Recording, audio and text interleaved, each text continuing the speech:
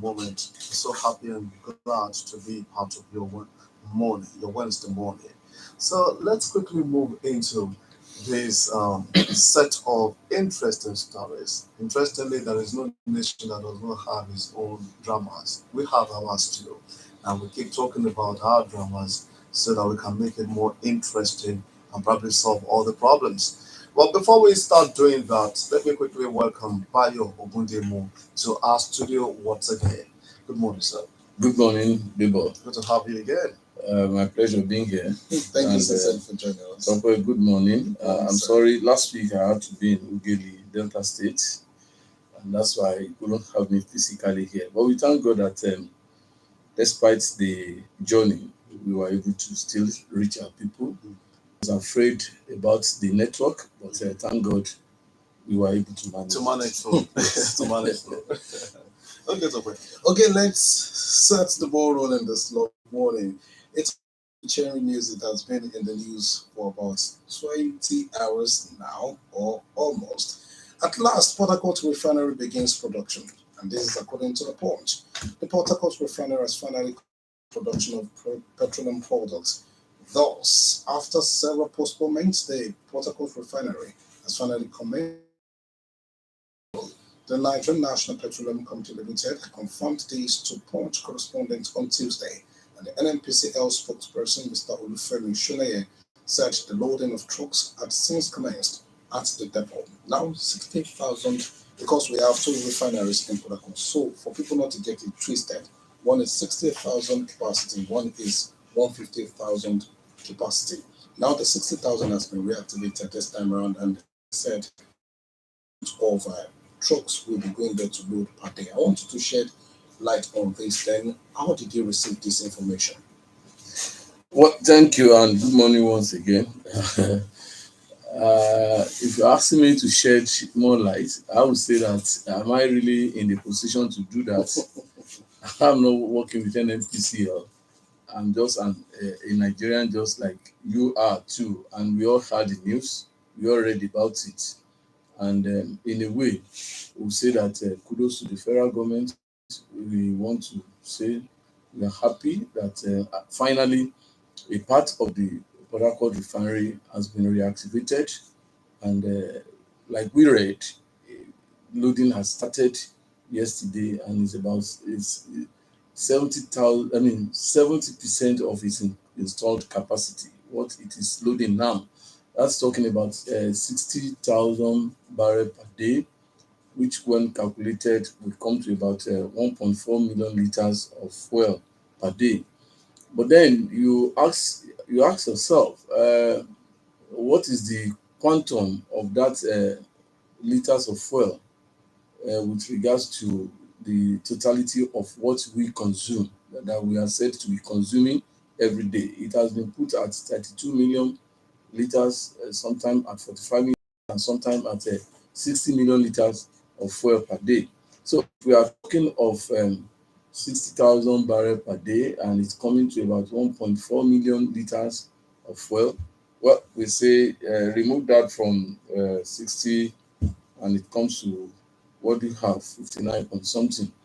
Um, well, let's see how it goes. And like you said in your introductory uh, the message, you find that in Port Harcourt there are two of the refineries. One is 60,000 um, barrel per day, and one is about 50. Like the Yorubas we say, "Àṣẹ̀ṣẹ̀ ẹyẹ bọ̀ lápò ni." We are just bringing out the board from the pockets. So let's see how it goes. Well, it's going to have. It's not that it's not going to have any effect on the economy. One, we just want to look at it from this way: what percentage effect is it going to have? Then, what is the government doing with regards to the other refineries that had gone comatose, which government says are receiving attention? But again, we must give it to these governments. We have had series of promises in the past, especially by the past administration, and those promises never saw the light of day. Now we have one out of three, or do we say a half out of three, because Oracle has two. One is 150, the other is 60, and so we are coming with that. I know that Kaduna has 110,000 installed capacity, and Warri has 125,000 installed capacity. If you add all these together, you have about 445,000 barrel per day of installed capacity. Do you compare that with a private man, Dangote refinery, who is refining about 650,000 barrel per day? But again, we must also give it to government that at least it is not that it has come with an empty promise this time around, and that Nigerians can look forward to the other refineries working. But that does not mean that we are yet at our uhuru. We still have those challenges, and more of these refineries should be encouraged to come up, even at the private level. And if a private man like Dangote can do what he did, I think the federal government should also be looking forward to maybe partnering with some other business-oriented people or even foreign partners to ensure that we have another refinery that will make Nigerians to heave some sigh of relief. That's the way I would want to look at it for now. Okay, but you asked the question while talking. You said what's happening to the other refineries, and I think the Punch has the answer. And that story, it says Tinubu demands reactivation of Warri Kaduna plans. President Bola Tinubu on Tuesday congratulated the Nigerian National Petroleum Company Limited on the successful repatriation of the Port Harcourt refinery. President Tinubu also urged NNPC Limited to expedite the scheduled reactivation of the second Port Harcourt refinery and the Warri and Kaduna refineries. So, Mr. President is saying, now that we have one, we can have the other three. So we'll come back now.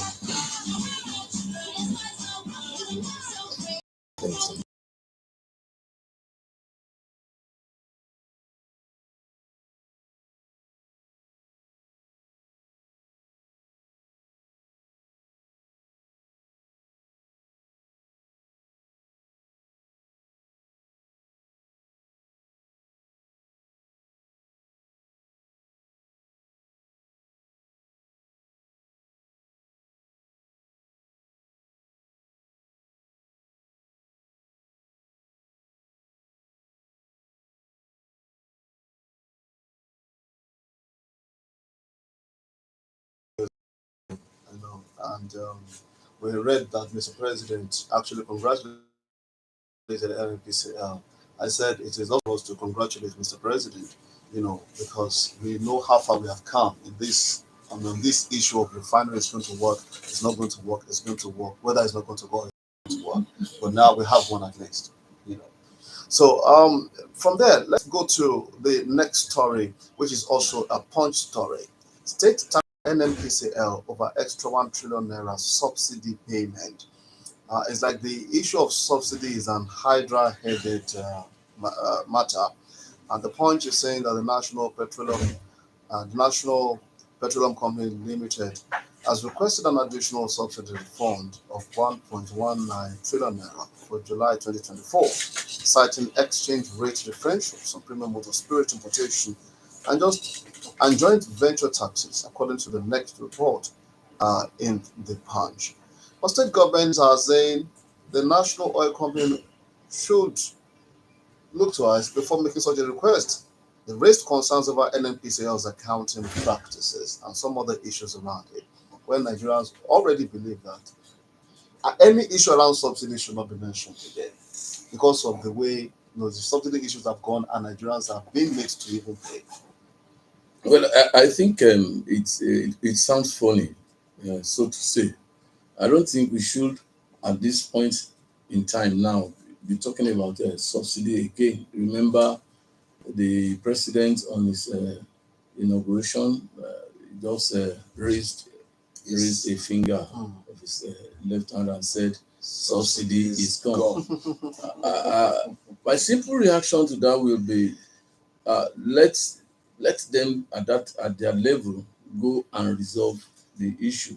As far as Nigerians are concerned, no subsidy is being paid. If there is any subsidy that is being paid, that effect is being borne by Nigerians. But you have always known that all issues surrounding the NNPCL, especially with regards to its accounts, have been shrouded in secrecy. And I think at this point in time, government should take the bull by the horn to kind of look into the accounts of the NNPCL. There is a need for the government to do that so that Nigerians will know what actually is happening with regards to that. But again, we must not lose sight of the fact that the state governments are saying that they have access to information that we don't have access to. I want to believe that they know what they are talking about, and I also want to believe that they know what they are requesting for and why they're requesting for it. If they don't have information with regards to what they are requesting for, I'm not sure that they will just come out and start asking for such things. So the issue of the account should not be such that will be held in a issued in secrecy. It's a public fund. NNPCL is a public agency whose accounts should be scrutinized every time, and the true position of the accounts should be revealed at least. So I would say yes, the state governments have a right to request for that, and Nigerians also have a right to know the true position of things. So let's throw it back to the government to say, okay, we are having this issue. What is the true position of things? And until we have that, but talking about the issue of subsidy, I don't think there's any subsidy. At least that's what the president told us. And then I was listening, I think I heard in the news yesterday or day before yesterday, when the Minister of Finance, Mr. Wale, was saying that the federal government has made about 20 point something billion naira on the subsidy removal, and that the money is going to be used in improving infrastructure and a lot of things like that. So I don't know, maybe in doing that, maybe the portion that should come to the state governments are being kept behind, are being kept back, so to say. Then the governors of all these states have a right. They have the Nigerian Governors Forum, a very potent forum like that. And I think they have a right to request for that. And Nigerians too also have a right to say, yes, what is going on? Let us know, because we are the ones bearing the brunt. Anywhere, I don't think that, except maybe for the NNPC outlets, there's nowhere you find the fuel less than 1,065 naira now. Even when Dangote says it has reduced by 20 naira from naira 90 naira to naira 70 naira. But you can always know that when that happens, these outlets will not bring down the thing. It is only when it is increased they are encouraged to quickly go and do that. And then again, that raises a lot of questions about the control, about the management. It means that these outlets are just they are just doing whatever they like. They are just stripping Nigerians. It means that the control, that the regulation, the unit that is expected to regulate all these things, doing its work, and Nigerians will also cry out on that and call for that unit to do its work. I guess it's the DPL. Yes. The Department of Yes.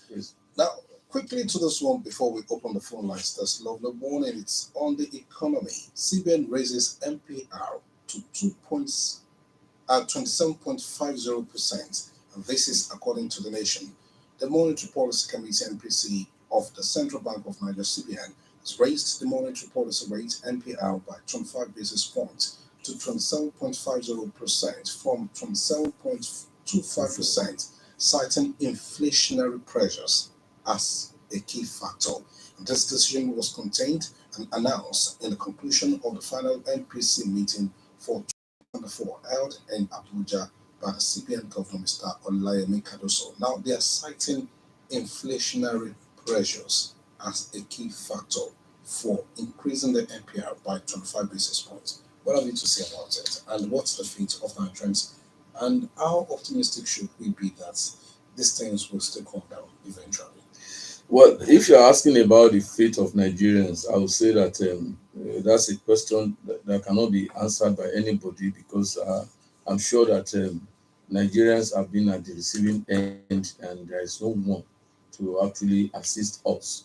If the NPR is being raised from 27.25 to 27.5 on the argument that it is meant to fight inflation, then you ask the question, how does that come to assist uh, in production activities?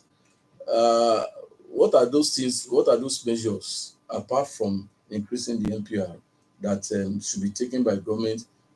Can we say that all other measures been exhausted to the extent of now taking the burden back to Nigerians? And when you are increasing the NPR of a thing, the interest, what you are simply saying is that the ease of, I mean, what you are simply doing is to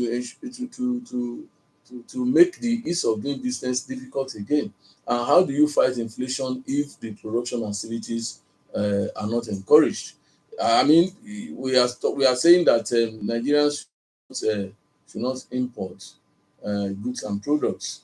Then how do we encourage the local producers, the local businessmen to because they also need money to run money? So businesses. if and then they can only do this. One of the ways through which they can do this is to take a loan from the bank. So if they not have to go to, I mean, they not have to pay more, then you are not in any way reducing the inflationary pressure. In fact, You are actually adding to it. Yeah, the strategy ultimately is even discouraging borrowing.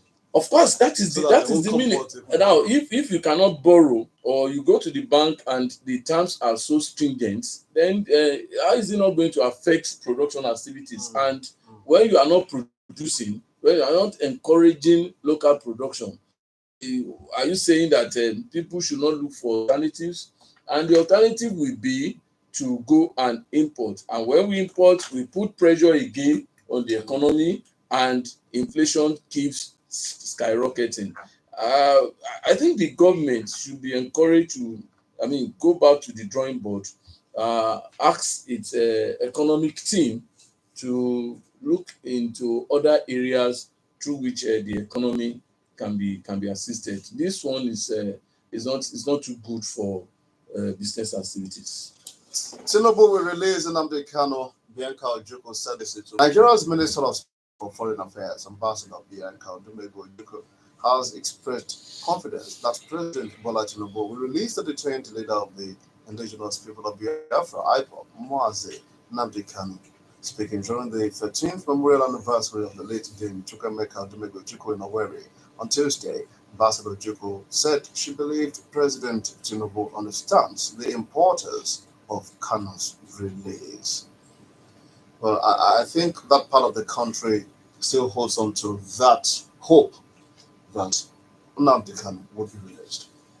Well, it's coming from a minister. Well, it doesn't matter that she's a minister of state. She's a member of the Federal Executive Council, a member of the cabinet. Maybe she's close to the government, and she will be seeing certain things that we don't see. And if she's saying that, okay, good one. But I'm sure that when Nnamdi, if and when he's released, it won't be without conditions. Definitely, it will not be without conditions. Then we can now have a conjecture. Okay. Are those conditions going to be acceptable to Nnamdi? And to that extent, do we say, yes, Nnamdi will soon be a free man? I would rather say that let us get to the bridge. When we get to the bridge, we cross it. If it's released, Then how do we look at the issue of Simon Ekpa, when Ekpa himself is going to also be extradited home, because there are plans to do that? Are we not going to start another struggle for? I mean, these are things that we should keep open. We should keep them open in our hearts and see how they go. But well, I don't know. There's no way that we can look at it without looking at the politics of it. Let's wait and see how it will. But I know, or let me say that I have a conviction that Nnamdi Kanu cannot just be released just like that. There will be conditions. Terms and conditions. There will be, they will say that terms and conditions apply. Then will you embrace it? Well, there have been series of calls, and of late, I mean, those calls have been very, very high that Nnamdi Kanu should be released. And if this is coming from Bianca, well, let's say that there is a ray of hope, and when we get to the bridge, like I said, we'll cross it. If Nnamdi is released and those conditions are spelled out, and they are good conditions, so to say, and it comes out, at least it will help. A lot of things are happening there, which may not come to public knowledge. But for those of us who have people over there, you know that a lot of things are really, really, really happening there, and Nigeria deserves to have peace, at least for it to really grow. We are hopeful. Okay, let's open the phone lines for you to be part of the conversation this lovely morning. 0803-437-9453 and 0815-032-0226. Please make your contributions as brief as possible. We'll appreciate just 1 minute and just make your submissions. Please, 1 minute. Good morning. Good morning. Top of the morning to you in the studio, Egbomi Ekaro. Oh, good morning, Nancy. How are you? You're welcome. Yes. Welcome. I just say congratulations to all Nigerians. Historic milestone that just happened. Because as far as I'm concerned, since 1999, what happened, the news that broke up this morning, I've never had in Nigeria. But now that the Port Harcourt finally has been for so not to go and spoil the work. Then talking about concept, have a wonderful day. Thank you very much. 003-437-9453 and 025-032-0226. Now we want to take maybe at least 3 or 4 contributions then we'll add to that before we move to our next headline. Hello, good morning. Good morning, sir. Good morning, sir. Good morning, sir. Good morning, sir. Thank you very much for joining us.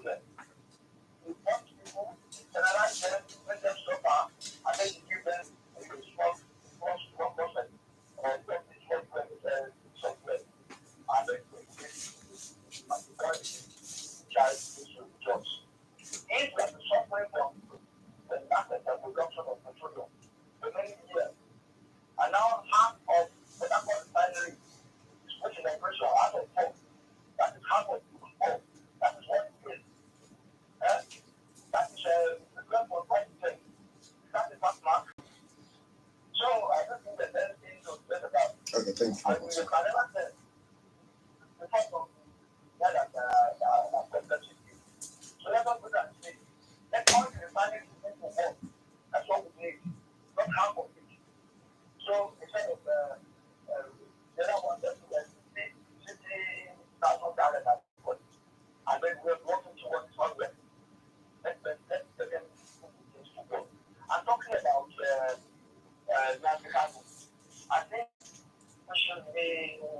want to know. This will let them have to believe without position. Let us watch. I think it's described that when they will listen and let us watch. Okay? I'm not saying it can be more powerful in Nigeria and I cannot be more powerful than our soldiers. Let us listen and let us hold that push. That's what I want to say. I'm saying that we're better control. Thank you very much. Thank you for calling. Thank you very much. But I think he said it that it's not that we are saying that we are there. We said it is not yet Uhuru. It's a cautious optimism, so to say. Okay. Hello, good morning. Hello. Good morning, Good Good ma'am. morning, man. Good morning. Good morning, man. This is Adeyinka from Kwari Road. I think we still have to commend the act that the refinery is being put into operation. As Auntie said, since 1999. I think it's something to make us hopeful, thinking that by the grace of God, maybe in about 6 or so many months, another one will put in operation. But what I'm asking is, what will happen to the prices of this oil? Because when that person was about to release his oil, we were all happy, hoping that things will come down. But it didn't. This refinery is now working again. What will be the price of the fuel? And as the gas channel, I think we will allow him to be free so that there will be peace at last. The agitation from the people will now be subdued and things can move on better. Thank you very much. You can bring him Quarry Road. Thank you so Thank you, much. Mama. We appreciate 003437945 and 0815-032-0226. After this, we react to this. Hello, good morning. Hello, good morning. Thank you for joining us. Morning, sir. You're welcome. There was a meatros rice. Once upon a time, there was a Nigeria Airways. All of these were fake. There is not yet, it is not yet time for us to rejoice over Port Harcourt refinery. Besides, what is it programmed to produce that we are rejoicing over? It's a misplaced optimism, if I have to say. Besides, who is it that is still trusting Nigerian politicians? It baffles me that it seems as if people don't learn that Nigerian politicians are very deceitful. You can know what they are, what you see them do. That is it. In addition, coming to Nnamdi Kanu, Simon Ekpa is just a jester. He is not a serious person. Of course, he has told the Finnish court that he's just a content creator for Facebook and all the social media. He told them. Yes, he did. I've been following that. Yes, he did. We've been following too. Yes, he did. Yeah, so he's just a content creator. Distinguished listeners, distinguished Panelists. we should please hold our Peace. celebration in the meantime. Comrade Kayode Adeyinka from that. Good morning. Good morning, Comrade. Thank you for joining us. Now, Mr. Yes, comrade, let's take it from where you stopped. What we are saying here in the studios is that let's at least for a while appreciate government for at least doing this. We said it's well, you said it's a misplaced optimism. We said it is a cautious optimism. We are being cautious because we, like you said, Nigerian government or Nigerian politics can really not be trusted. I think when we do this and we say what we are saying, what we are really trying to drive at or get is that we want to put government on its toes so that what Nigerians want and what Nigerians need will be done. Like I said, and I still hold on to it, it is not yet cool. It's not yet time. We cannot roll out the drums now. But what we can say is let's see how it goes. Yes, I agree with you. 60 out of 210. I mean, it's not all that a sharing news. We have been hearing these things for a very long time. The whole of 2023, there were promises that all these three refineries will come on board. You see that sometime when it's just about maybe 2 3 weeks to the time, the NNPCL will come out again to give excuses why those things will not come on board. But at least for once, it's coming on board. We are to expect more, and when that is not done again, we have the opportunity to come back again to say yes, we gave you some kind of optimism the other time. We gave you time. We believed you. But this time around, you are not living up to expectations. We should continually put government on its toes and ensure that what government says it's going to do, it does to that extent. Okay, now, Mr. Ogunimo, last to this story this lovely Yes. morning. The white lion has finally been captured. At last, ex-governor Yahya Bello in EFCC custody, and this is according to the Nigerian Tribune. The Economic and Financial Crimes Commission (EFCC) has finally taken the immediate past governor of Kogi State, Alhaji Yahya Adoza Bello, into custody. The scams, his team stated that the former governor voluntarily honored an earlier invitation to the Corruption Commission and appeared at the EFCC headquarters in Jabi. He regarded himself as a white lion. Eventually, he walked into the EFCC custody, and now EFCC said they have arrested him. But his media office was saying that he voluntarily. But after these hide and seek games, now he is in custody. What do you think should be Well, the next line of Togo, let's action? start like this. Have you ever seen a lion run away from any struggle? Please forget the fact that who is a white lion? Who is a lion? It's our Nigerian white lion. Well, if you know the nature of a lion, the lion is a fighter. And when a lion charges at you, Cannot be arrested. if really Bello is a lion like he claims to be, then I think he should by now. I think the EFCC should by now be shivering, dealing with a lion. Having him in You see, it boils down to the oldness that is called Nigeria. Bello, we learned, had been in Kogi's state house, being shielded by the governor Ododo. It sounds so funny that we cannot even get the true position of things with regards to his arrest. The EFCC said her chieftains arrested him, but his spokesman said no, he gave himself.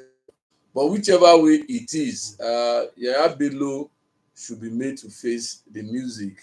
But my worry is that how much of such EFCC arrest and prosecution in the past have seen the light of day. And when you look at what Yahya Bello did, he recalled the payment he made to the American nation where his children are studying. Then you look at it and you begin to look. You ask questions: Are we really behaving as normal human beings?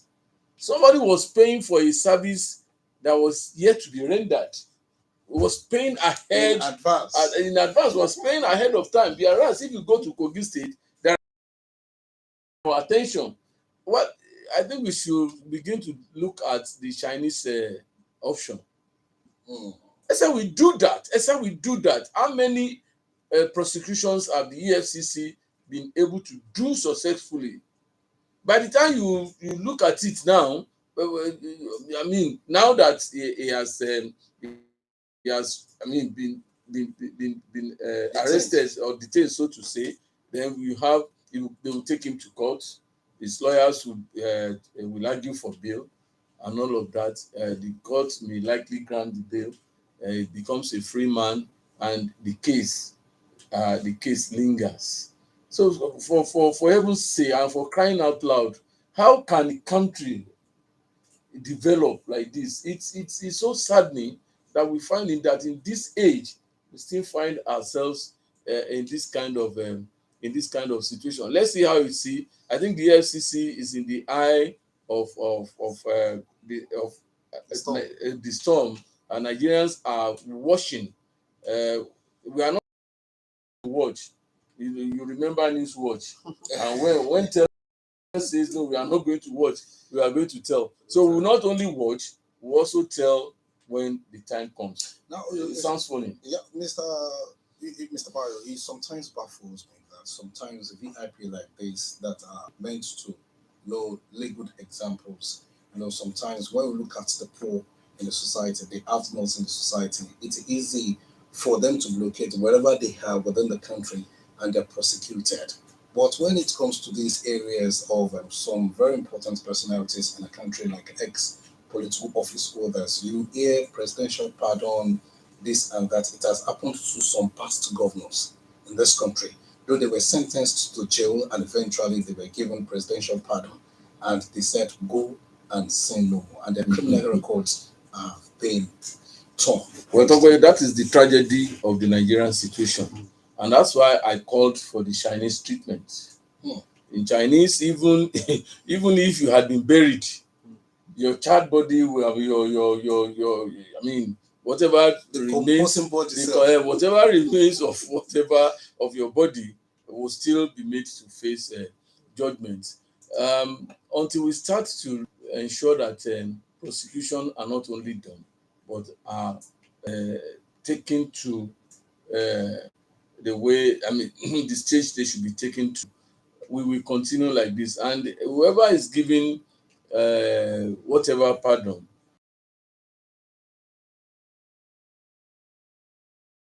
ones that we have had in the past, what have they returned?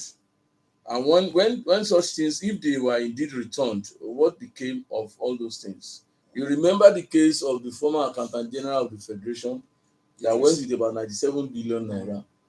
Where is the case now? Have you heard anything about the man? There was a clip we watched when he appeared in court and he was behaving as if he was dying, and immediately he got to his hotel room. The man became a normal human being again. We are just deceiving ourselves in this country. Let whoever steals be dealt with in the most horrendous way.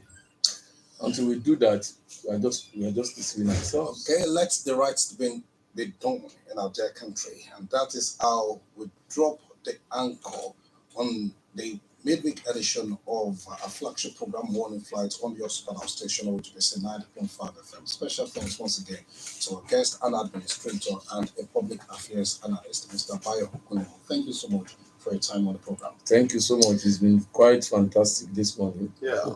From the newsroom, I want to say a big thank you to my head of Joby. Akim Suleiman, thank you very much. Daniel Okichiko has been behind the ICT activities this morning. Samuel Adine pressing the buttons, and Shola Omnigide produced. God bless your day. Thank you so much, Debo. Thank you very much. Have a good day. The listeners, we appreciate you. Debo Adeyinka is my name. My name is